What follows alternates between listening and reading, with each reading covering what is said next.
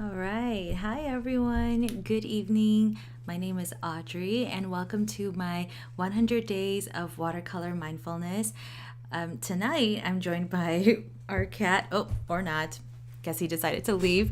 His name is Aslan, though, and he was sitting on my lap for quite a while until, yeah, just now he decided to leave.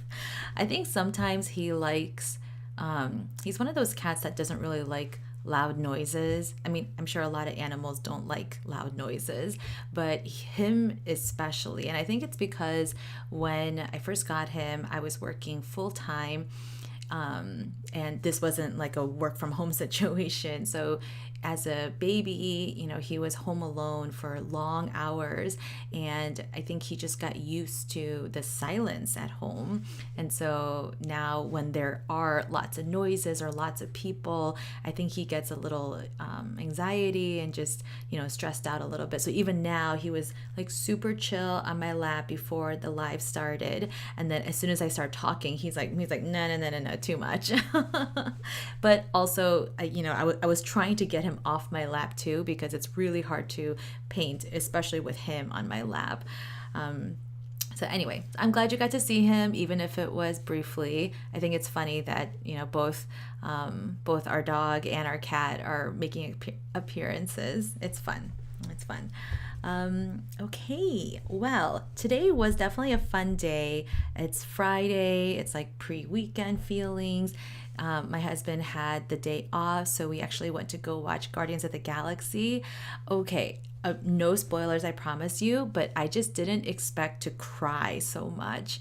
And I think I'm definitely one of those people that cries easily in movies, but still, like it's a movie, it's a Marvel movie. I just didn't expect to cry so much. So if you're a crier, maybe take some tissues with you. That's the only spoiler I'm gonna give.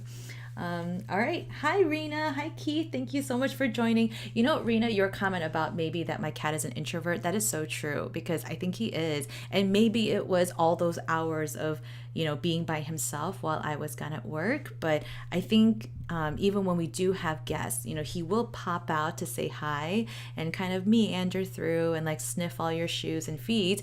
But then at the same time, he's like, okay, that's enough. I got my fill of people, and then he's like, and he walks away. So he's a little like that. Oh no, Rena, you're a crier too. Yeah, join the club. I think, not that there's anything wrong with crying at the movies, right? Believe me, but I just didn't expect it, and so I was like clutching my husband's arm, and I'm like, why is this so sad? So anyway, that's it. Otherwise, you should definitely watch the movie. It was funny, just like all the other Guardians of the Galaxy movie. It's everything that you expect, action packed, really fun, but also tear jerking. Anyway, thank you so much for joining. I know it is a Friday night, but I think every chance you get to really take care of your creative soul is so important. So just want to acknowledge that you being here and taking the time to do that, whether you're painting with me or doing your own activity, that's so important. So thank you for being here. Let's start with our breathing exercise.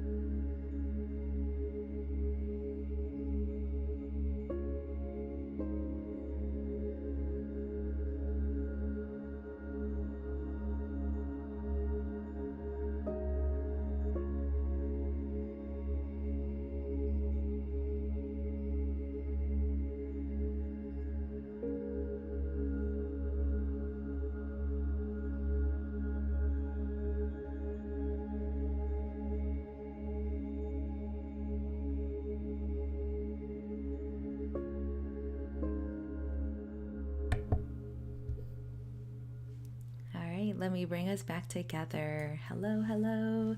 Thank you so much for joining. Hi, Linda. No worries. It's okay if you're late. No worries. It's still good to have you here. Okay, well, as you probably saw from the title of tonight's live stream and some of my sneak previews, I'm going to be painting Forget-Me-Nots. And they're just a really cute 5-petaled light blue flower. And I pondered for a moment using my gouache because it's such a light colored flower. I wanted to maybe play around with painting a dark background with gouache and then using, gouache like white and light blue on top of the dark background, which is so much easier to do with gouache because they're opaque. And I chickened out. I chickened out because I'm not that, familiar with gouache yet, right? Yet. And I do want to start putting out some videos with gouache and just on my gouache journey too. So I pondered for a moment, but then I chickened out. So, that's okay. So instead, I'm going to try it with watercolors, and I'm going to try the reverse masking technique where, you do start out with a lighter color, but then you start painting like around it, sort of. I don't know how it's really going to happen because I don't do that often either. Otherwise, I'll just revert back to my regular technique. So, we'll just see what happens. Just wanted to kind of think out loud and share what I'm going through. But yeah. Ooh, Rena, you're going to play with gouache today? Cool. I definitely want to see what you're working on. Yeah, let's just see what happens. So let's take some time to be creative. Here we go. And I just have some soft piano music going again today. So let's get into it.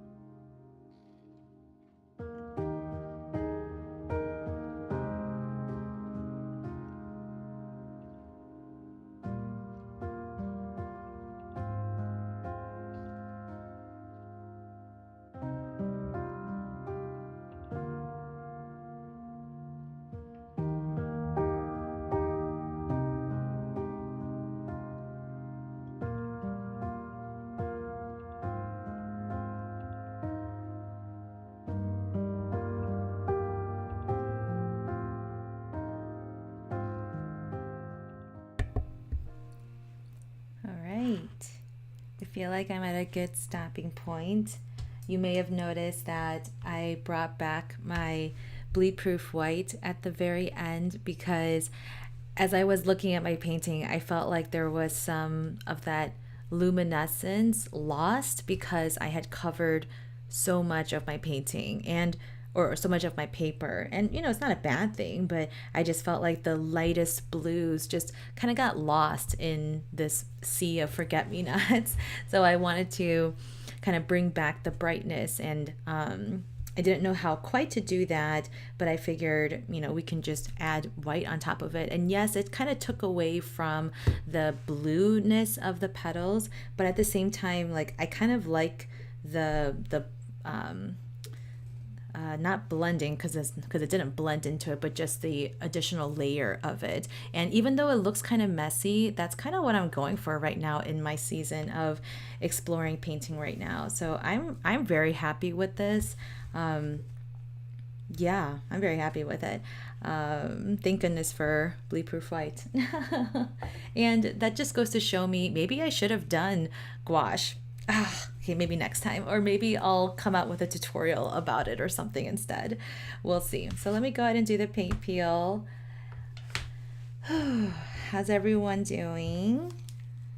I realized I forgot to really mention, like, this whole thing about being mindful and stuff.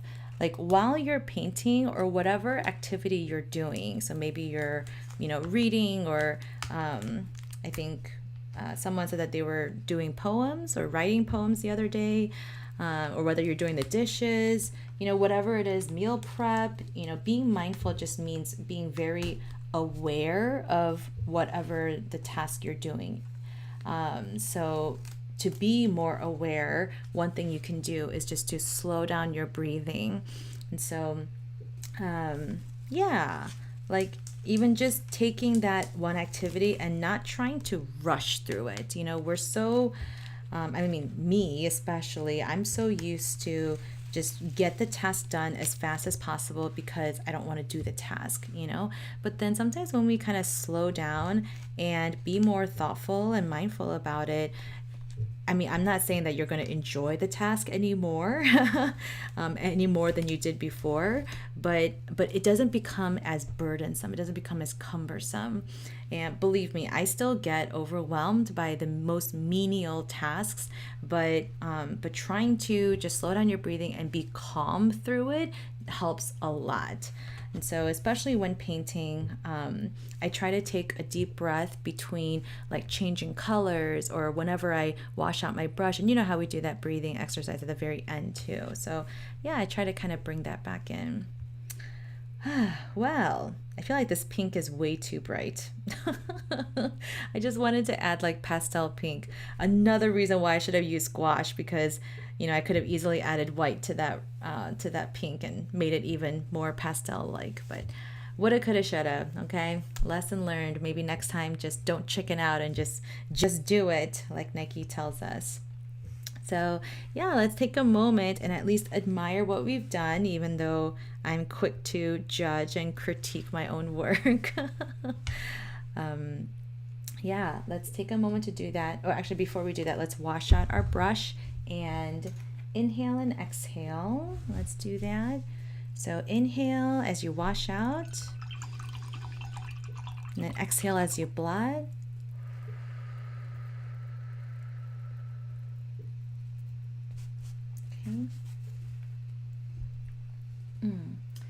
Oh, Linda, thank you. It needs the pop of pink here and there. Yeah, I guess so. Thank you for trying to make me feel better. So let's take a moment, yeah, just to admire what you've done, what you put down on paper, even if you're not done with it, even just taking a mini break here and there to remind yourself that you did a good job. And even if it doesn't look right, quote unquote, right, you at least showed up, tried something. Perhaps it was a new subject, a new technique, and at least for that, you should be proud. So let's take a moment.